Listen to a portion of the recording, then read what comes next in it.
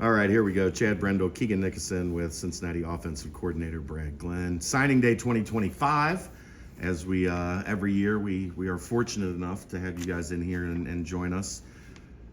It's getting weird. It's not weird is the right word, I guess, but the recruiting and signing day and all of this is we were talking. It's a completely different animal than grabbing faxes off the fax machine and Yeah, celebrating that way. completely different, than 10 years ago. We used to walk in, get there early in the morning, 7 o'clock. You're all sitting around a fax machine waiting for those faxes to come in, drinking coffee, eating donuts. You spend your morning doing all that and talking about who flipped here and who flipped there, but completely different. Probably one of the biggest things is just how early we start recruiting these kids. Now, you go back, you can track back 1, 2, 3 years sometime on some of these guys, and you develop a relationship. And with all the different things going on in recruiting in college football, it makes for signing today sometime to be really interesting. Let's get to the list here. Starts a quarterback always. Obviously, you have to necessity almost to at least get one every cycle. This year you zeroed in on your guy early in Zeb Kensley.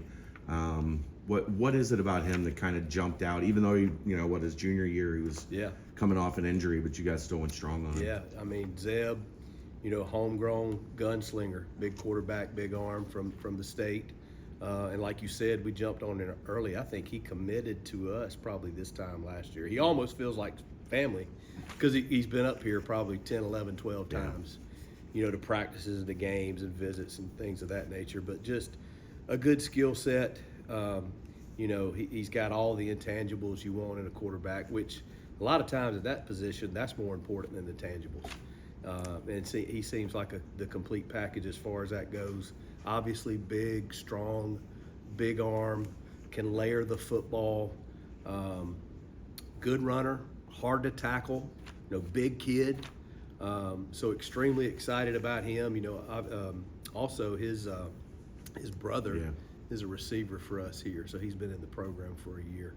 And if he's anything like his brother from just personality goes, he'll be a huge plus for us. He's a linebacker too, at least in high school. Yeah. How much does that toughness kind of remind you, even of Brendan Sorsby, who's running people over to get into the end zone? Oh, I think it's big. I think sometimes toughness, both mental and physical, is overlooked at that position. And I think that makes or breaks a quarterback. You've got to be tough from a physical standpoint and from a mental standpoint to play that position.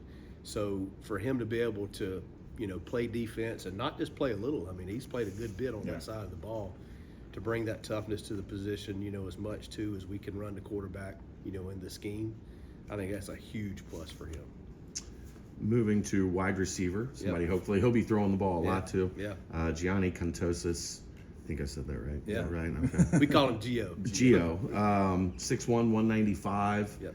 Kind of that, more size of an outside guy. Top 20 player in the state of Maryland. Yep. What was the attraction to Gio? Obviously you see his film, and I spent a lot of time recruiting him, going back and forth to Maryland, and being around him and his family a lot, and just his skill set too, versatility. He probably will end up starting outside for us, but I think he's a guy that can move around, which when you find guys that can both play inside and outside, that's a huge plus. I think he's got great ball skills, sneaky speed, in and out of breaks, can start and stop. Another guy I think that's tough.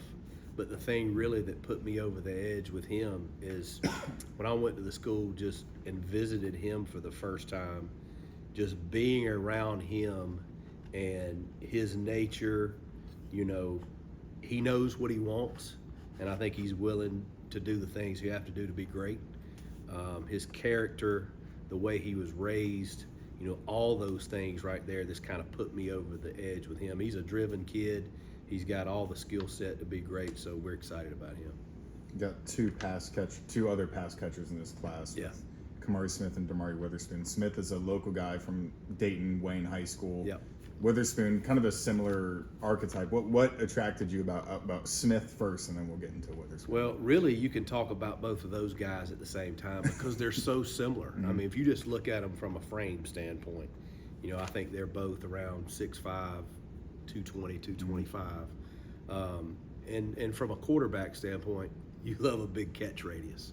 You love a guy you can play at tight end in multiple spots, whether he's in line, an H-back, split him into the slot, split him out wide.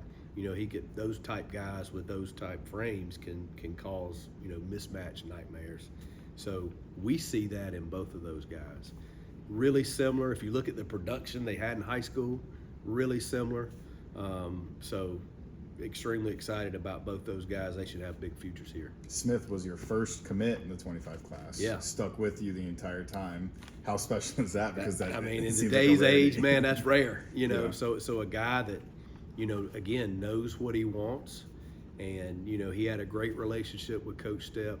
Coach Stepp does a great job recruiting those guys. That says a lot about his character, giving us his word, sticking with it. So you definitely like to see a guy do that. How much of an emphasis is there to get that kind of Joe Royer type weight on them when they get to campus? Well, you see what Joe, did for us this year. He's a guy like a Swiss Army knife. He can do a bunch of different things, that's what we want our tight ends to do in this offense.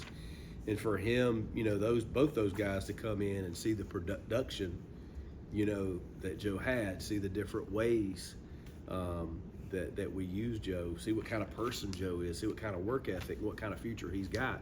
They want to be in that same mold. And when you look at those two and add in Grover and Zahersky, you have a type. You do. Big, you do. physical, catch radius, long. Yeah, guys that can create mismatches on linebackers, safeties, whatever. But that is the mold that we've kind of produced here over the last couple of years. Moving to the offensive line, a couple of guys that probably project to the inside in Jeremiah Kelly and Marcus McGregor, both 6'3", Kelly 315, McGregor 280. Some of that kind of road grading, kind of big physical mentality at the point of attack. And Jeremiah was a highly decorated offensive and defensive lineman. So again, that toughness plays a part in that. He's got a real powerful lower body, really good in the run game. Probably the biggest thing that impressed me early on was his defensive tape. It was real impressive just how hard he played, how he played with good leverage. So he's a guy that can come in and we expect big things out of him. And then McGregor, the thing that stands out with him, light on his feet, athletic, can move, can run. It seems like he understands leverage. I think he played left tackle, the entire year for those guys. So I think he's got a special set of traits, that could be beneficial to us. Who had the Iowa connection? You get Vite out there? Or? I think Vite played a little bit of a part in that, yeah, for sure. And then Cray Page, 6'6", 290. Yeah. That's probably more of a tackle frame. Right? Another guy, played left tackle all year. I can remember him on his visit. Great personality, great family, really grounded. Had a great visit from us. Then you look at his tape. Good run blocker, and I think he's going to be sneaky good with pass pro too. It seems like he has been very well coached. That he has the O-line traits, and fundamentals and techniques that you need to be successful. And obviously that was the case in high school, and it should carry over to college. Zach Taylor, a new addition. 6'4", 300. Is he an inside? And do you project him kind of as a swing guy? Early on, probably looking at him inside. Comes from a great program down there in South Georgia, Camden County. Done a lot of good things in the past in that program. If you just look at him, he looks like an offensive lineman, just in his stance. Again, great run blocker, has a powerful lower body. But then again, on the other side, I think he's real athletic, can move, and has those pass set skills that it can use to be great at both run and pass. And we'll wrap up. Running back Zion Johnson, maybe the most explosive film in the entire class. No doubt. From a speed wise, what did you see from him? You know, explosive playmaker. You know, you watch his highlight reel, and it's just touchdown after touchdown after touchdown. I think he caught 25, maybe 25, 26 balls out of the backfield, so good hands. Explosive, can stop and start, good lateral movement, lateral quickness, short area burst. Just looks like a complete back. You know, that if you can get him, you know, past the second level to the third level, it's a guy that's going to take it the distance regardless of where you are on the field. And, you know, obviously that's a plus, you know, because sometimes those, and you guys have seen those 9, 10, 11 play drives, those are tough to execute consistently. So to have an explosive guy like that you can get the ball to and he can take it 50, 60 yards, man, that's huge for us. It's always a good sign when the head coach of his high school team takes a quarterback out and just direct snap. No doubt. Get the ball in his hands as many times as possible. Yeah, for sure. Those 15 play drives are good once or twice a game. Once or twice, maybe eat a little clock when you need to, but not all the time. Right. Yeah. All right, Brad Glenn. Thank you. Appreciate it. And portal's open. You're about to be open. Get to work. Right. Gotta get to work now. Thanks, Coach. Thank you. Thanks, Coach. Thank you.